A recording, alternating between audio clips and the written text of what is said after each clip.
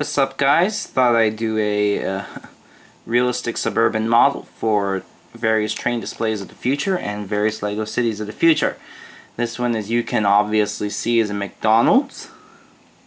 This McDonald's replicates loosely the one that's located in South Miami off the corner of US 1 and Southwest 62nd Avenue.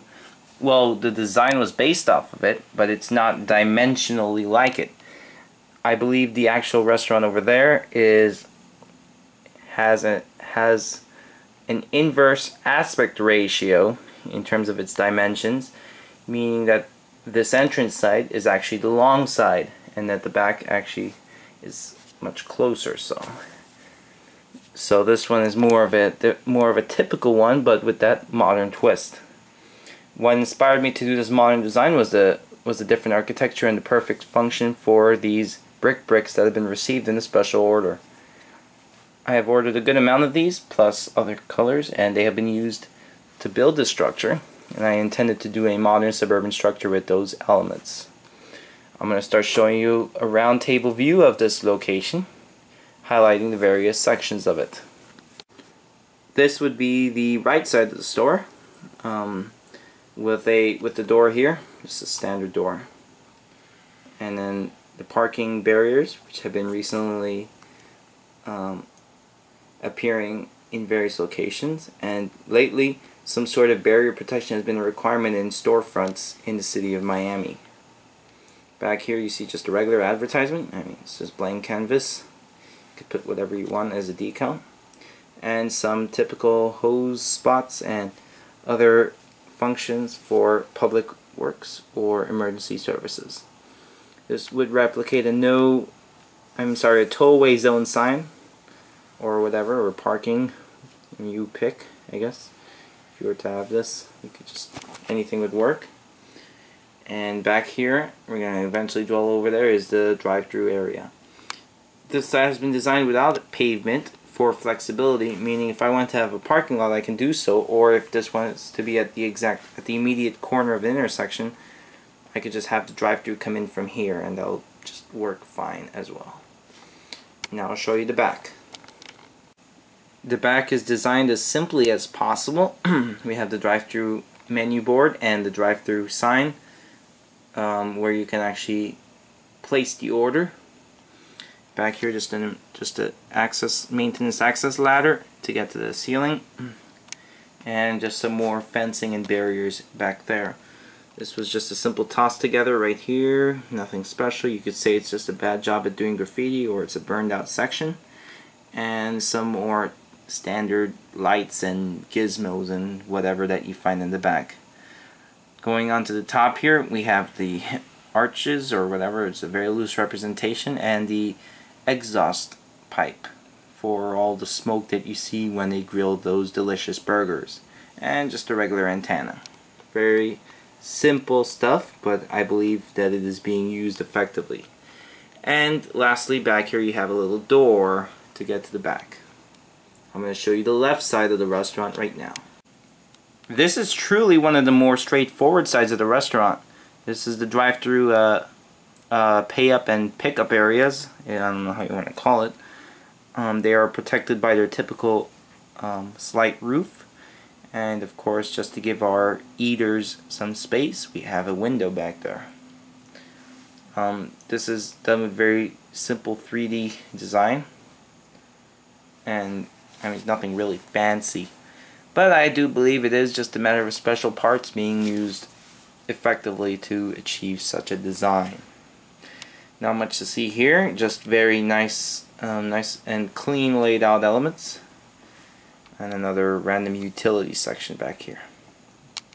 I will now show you the most coveted part, the interior. But I must warn you that some parts of the interior will be dark and almost impossible to view. This chaotic scene right here is the interior. There are various colors that outline the tops, but at least when I get around to doing dioramas, the problem should be a little minimized and the colors will look much more organized. You could barely see the bathroom here. That's just a toilet. I guess you could say that's a candle. And there's a little sink inside out here. You can see the spout. It's a tight space, but I mean, I don't know if you want to dedicate much to doing a Lego bathroom since space is so limited, and definitely a premium. I'm going to start with the dining space. I have here the booth. Very cozy colors too. And one side is meant to be designed for actual seating to hold minifigs, and one side is there for decoration. And here you just have a little bar. These Technic pins have versatility. If I want to put like a sign or a garbage can, I can easily clip it on, so it's more like an extension. It's like a plug. Anyway, back here in the living space, you have here more chairs, low chairs and high chairs. The high chairs are more that bistro style, where you sit down, and since it's a little dark, you can barely see the soda fountain and what would be the condiment bars. The registers are here, POS, point of sale, not piece of you know what. Just a regular advertising poster. You could say that holds the nutritional information and an access door for the employees.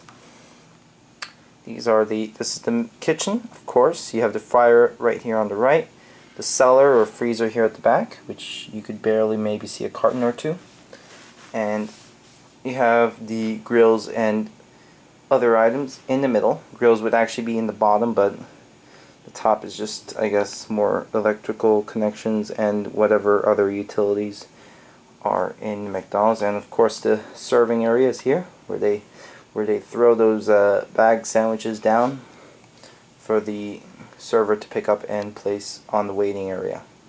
This could be like a backup register or just a decoration, this slope here. And back here is the McCafe. It's the espresso machine and other utilities that house the functions when they serve you coffee. And back here is the drive-through soda fountain. This could be the one of the many electrical computers that standard McDonald's has. This has a timer and keyboard functions. And this is the fryer, as I stated earlier, in better detail. And back here is the register for the drive-through where they collect the money.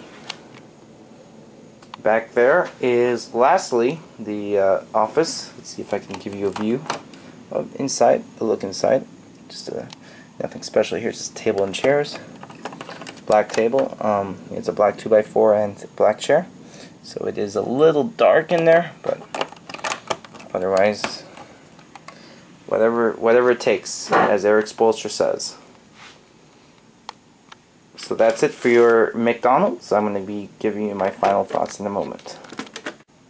As far as expectations, you may be able to expect this on future layouts.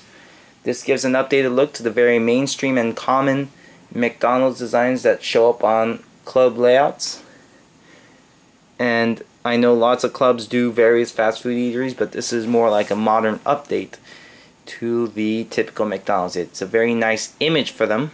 I mean, I really like doing this more modern look than the classic red roof. Even though the red roof is a staple and a trademark, this looks pretty cool and offers a refreshing atmosphere. This model was done over a course of 5 days with many breaks and other focuses on my element project, which I will not be showing until its time comes, because I want it to be more of a little surprise. Though I'm sure if you guys have me on other media, you are seeing progress photos of element. Well, all I can say is thanks guys for watching, and pardon the dust here. I'm doing quite a bit of construction and work and cleaning and organizing, so eventually I'll have a model railroad layout, but it's not going to be very easy, much less quick. From my house, it is TE out.